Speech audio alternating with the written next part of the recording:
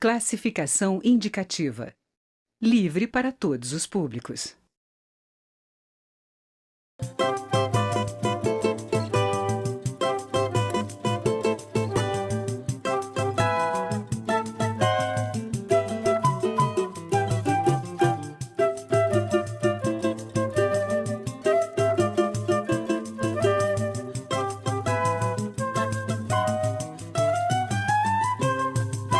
Olá, seja bem-vindo a mais uma edição do Casa das Palavras, o programa de livros da TV Câmara. Você conhece a obra do artista plástico Darlan Rosa. Talvez o nome Darlan Rosa não seja muito familiar. Mas toda vez, por exemplo, que você vai a um posto de saúde numa dessas campanhas de vacinação e se encontra com um personagem chamado Zé Gotinha, você está diante do trabalho dele. Ou então, pela cidade aqui de Brasília e em várias cidades do mundo, a gente se depara com aquelas esferas gigantes, vazadas, onde a luz faz uma série de efeitos muito interessantes. Tudo obra de Darlan Rosa, o nosso entrevistado desta edição do nosso programa. Para comemorar os 70 anos de idade, o Darlan está lançando esse livro aqui, ó. Não é verdade nem mentira, é arte. E é com ele que a gente vai conversar agora. Darlan. Como é que tá, Paulo? Coisa boa te encontrar. Depois de tanto tempo, né? Pois é. Darlan Rosa. Darlan, você nasceu pintando? Paulo, eu acredito que sim, sabe? Eu estou te fazendo essa pergunta por causa dessa foto que tem aqui no livro, em que aparece você aqui desenhando, pintando, e do lado a pintura. E é um menino que está pintando. Era um garotinho. Aqui. É um garotinho. Quantos anos você tinha aqui? Eu devia ter uns 15 anos, mas eu tinha cara de... Eu sempre tive cara de menino. Mas o meu primeiro desenho, eu tinha 8 anos, que eu fui desenho da Carmen Miranda. Esse aqui da Carmen Miranda. Foi aí que eu descobri que eu desenhava, né? Porque, e já é um desenho muito bom, olhando aqui. Eu fiz isso a vida, eu desenhava a vida inteira, mas foi a primeira vez que a minha professora notou, né? Que esse desenho aí tem uma história muito interessante por trás. A gente estava fazendo umas redações sobre a vida da criança brasileira para ser enviado para o Japão. Sabe, o estado de Minas Gerais todo estava fazendo isso. E eu fiz uma redação sobre a Carmen Miranda e ilustrei. A redação realmente não foi grande coisa, porque eu tinha umas ideias muito... tinha umas fixações, né? Mas ela gostou muito do desenho e acabou que eu ilustrei os desenhos das redações dos colegas. Então eu ia para casa da minha professora à tarde foi assim um semestre inteiro que eu descobri que eu sabia desenhar. E essa minha professora, ela desenhava também. Aí eu disse para ela, você podia me ensinar? Ela disse, não, eu não posso te ensinar porque você desenha melhor do que eu, então eu vou te atrapalhar. Então você nunca fez um curso de desenho, de pintura? Nunca estudei. Eu fiz em Uberlândia, fiz um curso por correspondência, Instituto Universal Brasileiro. Você é de Coromandel, mas eu morava em Uberlândia. E na realidade o curso era um curso de publicidade, então eu fazia muita ilustração e tal, né? Mas assim foi... Curso regular de pintura nunca fez? Não, nunca fiz. Darlan, uma coisa que impressiona em você é assim, a multiplicidade de suportes e de formatos que você aborda na tua obra. Quer dizer, você saiu do plano, da pintura, do desenho, utilizando tudo que é material, cera, óleo, etc. E foi para a escultura e ultimamente você já está fazendo tudo em computador. Tudo por virtual, conta desse problema que você estava me contando, da alergia que você teve às tintas e agora não chega mais perto de tinta. Eu tive uma grande sorte que, quando eu nasci, meu pai tinha uma fábrica de ladrilho. E era uma fabriqueta, e ele fazia tudo, né? Então eu ficava do lado dele. O que eu lembro da minha infância, eu lembro dessa fábrica de ladrilho, de mexer nos pigmentos e tudo, né? Ali pelos os 8 anos, nós mudamos para Patrocínio, aí a fábrica de ladrilho se ampliou para uma marmoraria. E ele é que esculpia os anjos, escrevia no mármore, né? E eu fiquei ao lado dele, trabalhando, até que aos 11 anos, Ele fazia essas obras para quê? Para os para túmulos? os túmulos, para a igreja. Túmulos, É, igrejas. E aí eu me lembro que, por esse período também, eu sempre descobria as coisas. Eu pegava essas pochadrez que a gente usava no ladrilho e misturava com goma arábica. Aí pegava uma pena de galinha, despelava ela, pegava um pedacinho mais fininho e colocava naquela ponta que tem um buraquinho e fazia um pincel. E a goma arábica com pochadrez era uma aquarela. Eu tenho desenhos até hoje feito com esse pochadrez, né? Era uma aquarela fantástica. Então eu ia descobrindo as coisas sozinho. E meu pai me dava muita corda, né? Então eu tive essa sorte. Quando eu mudo para Uberlândia, em 65, Uberlândia foi uma das primeiras cidades do interior a receber uma televisão. E lá fui eu para a TV. TV Triângulo. TV Triângulo, sabe? A TV era muito engraçada porque as câmeras não tinham esse monitorzinho para você olhar, não tinha o viewfinder, né? Então você olhava no monitor na parede, né? Na parede. Os filmes a gente projetava na parede e pegava com a câmera, né? Então, Mas você foi trabalhar em televisão? fui trabalhar na televisão, eu fui fazer cenário, né? Ah, Quantos anos você tinha nessa época? eu tinha 17 anos. E Trabalho infantil. naquela época podia, né? Mas eu sustentava, eu e mais o meu irmão mais velho sustentávamos a família, então não tinha outro jeito, né? Então toda a propaganda que ia para a televisão, eu desenhava os cartazes, as letrinhas com guache, né? Fazia os desenhos. A sorte que não eram muitos anunciantes, né?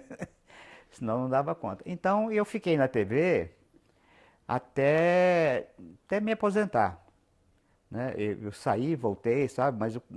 Então aí eu cresci literalmente junto com a TV. E quando veio a computação gráfica, eu entrei junto. Se você lembra do ADO, Sim, sim. que é a primeira movimentação de Primeiro imagem, Sim. e aquilo ainda era analógico, né? Não era digital. Não era digital, era Mas analógico. então, eu sou produto dessa era digital.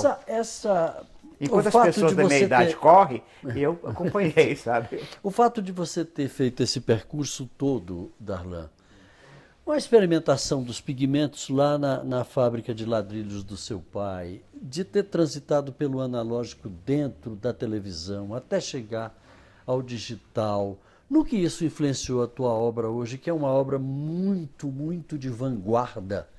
Eu costumo dizer o seguinte: ninguém faz nada do nada.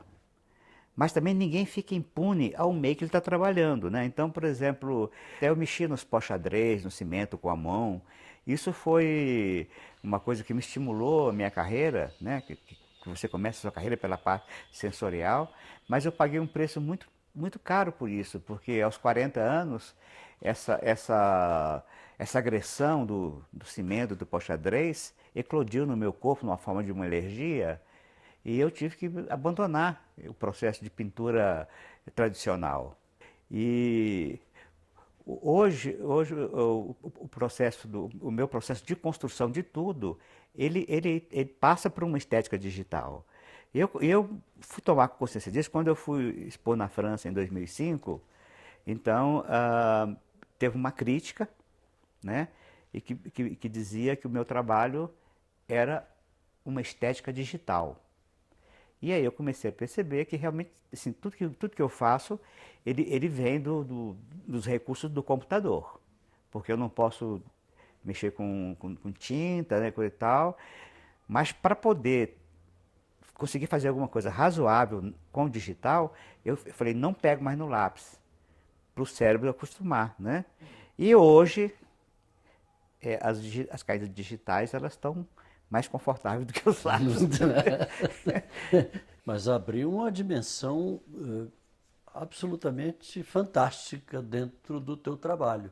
Eu Quer dizer, acredito... do analógico para o digital, você pulou, mas você pulou de uma forma extremamente radical. Extremamente radical. E eu acredito que essa geração nova de artistas, que estão chegando agora, sabe? Elas estão nesse ponto aonde eu estou, sabe? Porque eu observo nos meus netos, nas crianças que eu converso, o interesse pelo digital e a maneira como ele vai no digital, né? A relação é muito mais íntima, E as né? possibilidades, né? Você constrói uma escultura em 3D, anima ela sem gastar um tostão. Você pinta um quadro sem ter que comprar tinta, entendeu? Então, quer dizer, Sem se contaminar, sem exatamente, ter alergias, né? Então as possibilidades, né, são infinitas, né? Darlan, eu observo na tua obra que você, apesar de ter vindo de uma cidade pequena, porque Coromandel era muito menor do que é hoje, é, é, mas não tem um lado assim rural no teu trabalho. Você sempre trabalha mais temas urbanos, né? Eu estou indo para a França para fazer uma série dessas paisagens, né, que é uma referência à minha cidade, né, de Coromandel. Depois eu morei em Tico, nos Estados Unidos, que era uma cidade pequena, sabe, uma cidade que referenciava muito Coromandel. Eu estudei francês no sul da França, então onde tem aquelas cidades medievais, né, que me encantavam, né? Então agora eu vou durante 2 meses desenhar, né? Estou levando um iPad, que é um tablet formidável, né? Que eu posso desenhar nele, sabe? E posso fotografar, e posso olhar no Google a cidade de É cima, a paleta entendeu? dos dias de hoje, né? É, É o rapaz, iPad. E eu vou ficar 2 meses e vou produzir uma exposição com essas paisagens rurais, sabe? Que, de uma certa forma, eu acho que dialoga com minhas esculturas, porque minhas esculturas elas são lúdicas. Elas estão ancoradas numa brincadeira de criança, sabe? Daqui a pouco a gente vai conversar sobre um dos aspectos mais sensacionais da tua obra, que são aquelas esferas que hoje estão pelas vias de Brasília, mas estão também pelo mundo inteiro. Agora, antes, a gente vai para o intervalo e vai ouvir o que é que os nossos deputados têm a dizer sobre livros. Menino de Engenho, de Zé Lindo Rego, foi a obra que me empolgou bastante, contando a história lá da cana-de-açúcar, das histórias do povo, enfim, e mostrando que aquele menino que cuidou, que era filho de um dono era um proprietário rural da cana-de-açúcar, né? Mas ele conta as histórias do povo sofrido, daqueles que trabalhavam na cana-de-açúcar, mas que tinha sempre a importância da vida, de não permitir que essa vida dura pudesse tirar a vontade de viver a cada momento. Eu quero compartilhar com vocês uma obra que marcou muito a minha vida, que foi Gato Malhado e Andorinha Sinhá.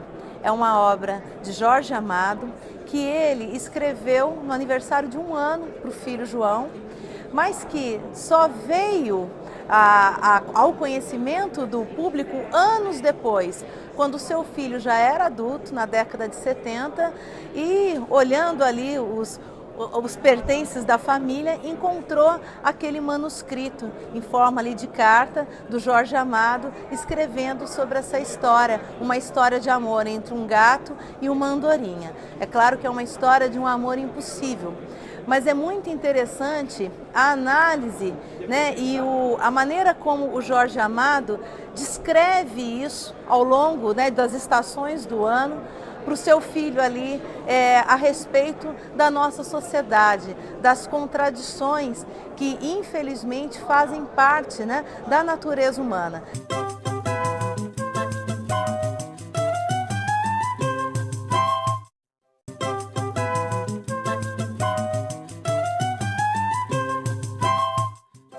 Estamos de volta com Casa das Palavras, que entrevista agora o artista plástico Darlan Rosa, autor deste Não é Verdade nem Mentira, é Arte. Darlan, um dos aspectos mais interessantes, mais atraentes, mais instigantes da tua obra são as esferas que você cria e que agora estão espalhadas pelas vias de Brasília. Tem uma no Memorial JK, uma série delas que o mundo inteiro, quem vai lá fica fascinado. E agora tem em várias partes do mundo, em vários países. É só a gente dar uma olhada aqui no livro que a gente vê, né? Canadá, na Alemanha, etc. De onde veio a ideia dessas esferas? Como é que surgiu isso? Pois é, a ideia foi o seguinte, quando eu me aposentei em 96, né, eu estava nos Estados Unidos fazendo um trabalho para o Unicef. Então eu estava na universidade também estudando inglês e eu entrei num curso de computação gráfica. Então eu já havia muito tempo adiando o momento de fazer um trabalho de escultura, né? E eu era, ao criar o Zé Gotinha, eu trabalhei 18 anos com a Unicef, as Nações Unidas, então, e eu sempre trabalhava com um personagem.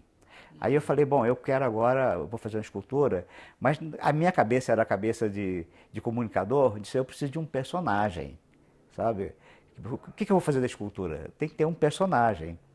Então eu pensei na bola de gude, comecei desenhando umas bolas de gude, que elas são transparentes, né? Tem aquelas bolhas. Aquelas bolhas dentro, né? E aí depois quando eu fui para o computador, aquelas transparências, eu comecei a vazar no metal, né? Então o primeiro projeto no computador foi feito em função disso. E aí eu já, na cabeça de publicitário, eu pensei, bom, o brasileiro gosta de futebol, então vamos se identificar com essas esferas, entendeu? Bola! Eu já fazia meu trabalho, já pensava como ia vender, entendeu? Então foi aí que surgiu. E uma coisa que eu observo hoje em dia, né, que elas são feitas com módulos que são ladrilhos, que é uma referência também à fábrica a fábrica de ladrilhos. Tudo na vida pai, sabe? Porque é o seguinte, quando você trabalha como publicitário, você trabalha sob encomenda, né? Aí quando você trabalha como artista, você deixa que o seu interior, o seu corpo, te dê as dicas, te exija as coisas. Às vezes você faz uma escultura e você acha alguma coisa interessante nela, aí você aplica aquilo já no próximo trabalho. E o trabalho vai crescendo. Agora, você tem que ralar. Tudo tem que se ralar muito, né? Para poder conseguir, sabe, as formas. E principalmente você manter dentro de uma linguagem que você vai aos poucos criando, né? O trabalho de arte. Agora, você produz no computador, você cria no computador, com os recursos de computação gráfica, essas esferas e outras peças que a gente está vendo aí. Outros módulos e tal. E para a realização concreta disso daí, é você que funde esse ferro, esse aço? Não, o processo é o seguinte, eu crio o objeto num software tridimensional. Então eu costumo dizer que eu não consigo fazer tudo que está no computador, porque o computador tem muito mais recursos. Então, eu planejo os parafusos, encaixes, planejo tudo, deixo tudo prontinho. Quando está tudo pronto, eu desmonto isso, planifico isso em forma de desenhos e mando para uma empresa que tem corte a laser e dobra CNC, quer dizer, você pode dobrar pode fazer as dobras com auxílio do computador. A pessoa da fábrica, ela não tem a menor ideia o que vai ser aquilo. Como ele faz peça de relógio, faz peça de carro, né? E depois, quando eu recebo esse material, eu monto com parafuso. Antigamente eu soldava, mas aí a solda começou a dar problema na minha alergia. Então eu passei para o parafuso. E o parafuso, também a peça parafusada, me permitiu levar ela para o exterior. Porque eu consigo levar uma escultura de 1,80 m de diâmetro toda desmontada na minha bagagem, pesando 32 quilos.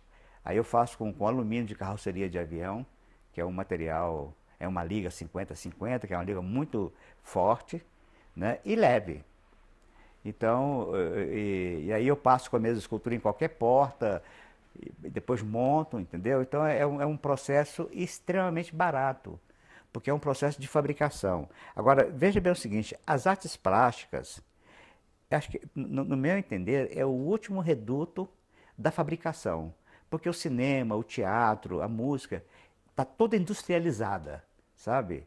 E nós, artistas plásticos, estamos começando agora Quer dizer, o máximo de industrialização que às vezes que um pintor faz é mandar colocar a moldura num quadro, né?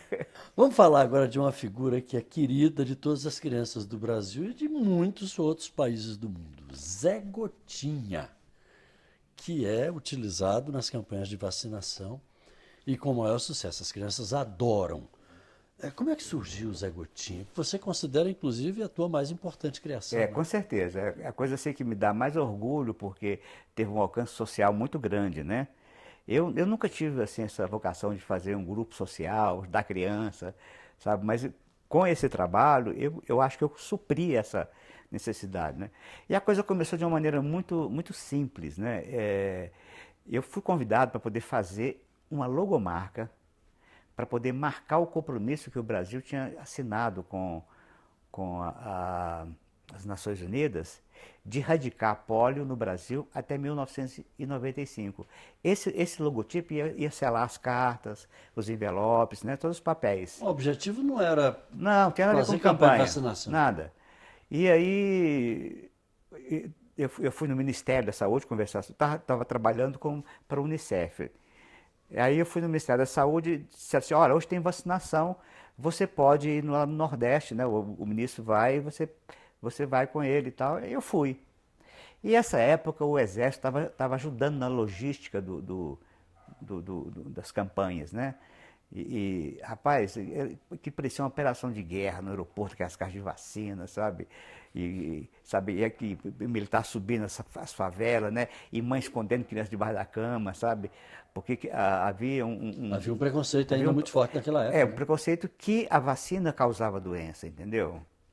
E havia também, os médicos também não ajudavam muito, diziam que a criança com febre não devia ser vacinada, porque a vacina não pega. Agora, isso do ponto de vista da Esses comunicação... preconceitos são tão antigos. Se a gente pega a história de Oswaldo Cruz, por exemplo, já está Isso. lá atrás. Porque quando você vacina todo mundo, as crianças vão soltando o vírus no ar, o vírus atenuado, porque a vacina é um vírus atenuado, e você vacina as crianças, outras crianças por tabela, sabe? Então eu falei, gente, esse negócio está errado. Nós temos que criar um jeito de fazer com que a criança queira ser vacinada, entendeu? Então foi da onde que eu pensei, foi onde teve a ideia de fazer um personagem, que o Zé Gotinha nada mais é do que duas gotas, uma gota faz a cabeça, a outra faz o corpinho, né? E nós começamos a trabalhar em função de que a criança como agente do processo. Então a criança lembrava o pai do dia de vacinação e também tirou um pouco do medo da criança de ir ser vacinada. Agora isso foi uma luta de 10 anos. Porque eu me lembro como repórter. Porque o pessoal não aceitava usar. Na Globo, eu ia cobrir as campanhas de vacinação e às vezes tinha o próprio boneco, o Zé Gotinha lá, pegando as crianças pela mão, era uma festa, e tinha música, etc. Então ficou uma coisa muito lúdica. O primeiro boneco foi feito em Curitiba. Lá tem os irmãos Queirolos, que eles são bonequeiros, né? Então eu fui lá, junto com eles, nós desenvolvemos o Zé Gotinha, a primeira fantasia. E no dia que ele apareceu em Curitiba, foi um negócio assim impressionante, porque as crianças fizeram fila ao longo da cidade inteira, enquanto ele desfilava no carro de bombeiro, sabe? Então, de uma certa forma, eu fiquei meio assombrado com esse negócio, com o sucesso que esse personagem fez, né?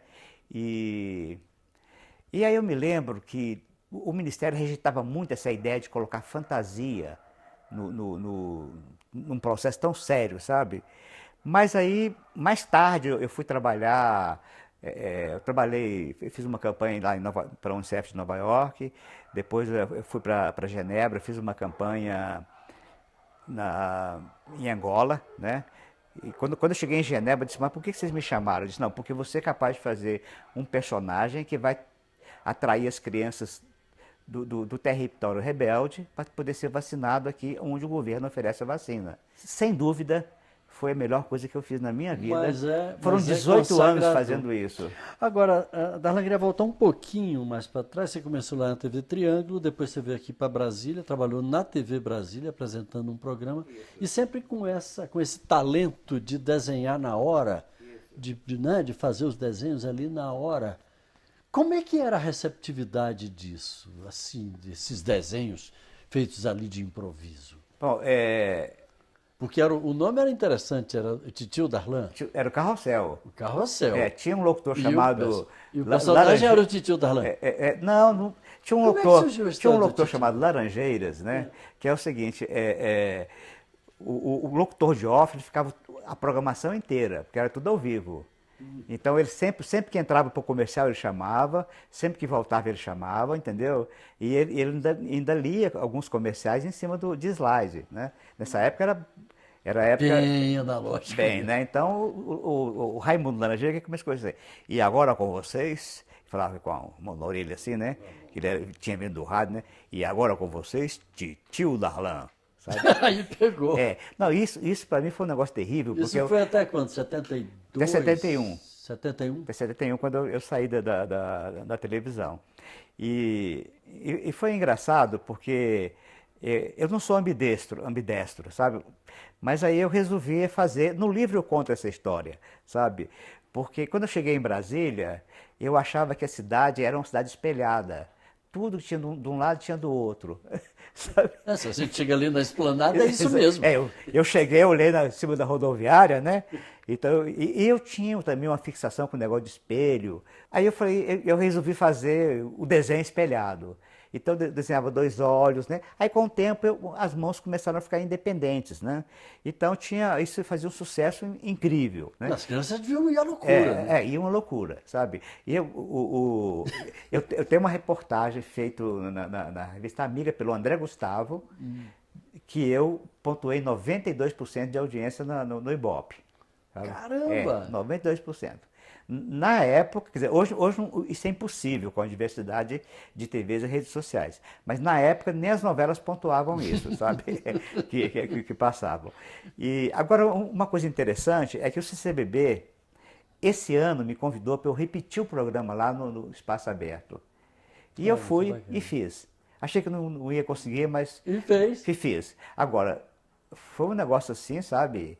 Porque é o seguinte, a criança está acostumada com o digital, com a coisa O mundo eletrônica. mudou, né, de lá Mas quando pra você fala, era uma vez, Aí o silêncio, sabe?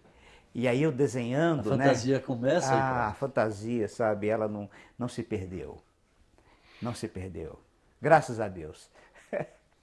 Darlan Rosa, muito obrigado pela tua participação, foi um prazer. Eu tenho 3 quadros teus na minha sala, o que me orgulha muitíssimo.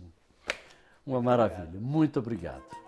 No Caso das Palavras fica por aqui. Se você quiser assistir novamente a esta edição do programa ou qualquer outra edição, é só entrar no nosso site www.câmara.leg.br/Casa das Palavras, tudo junto. Agora, se você quiser mandar alguma mensagem para o programa, anote o nosso e-mail, casadaspalavras@câmara.leg.br. Ou então, basta telefonar, é de graça, para 0800 619 619. Muito obrigado pela audiência, boas leituras e até a próxima.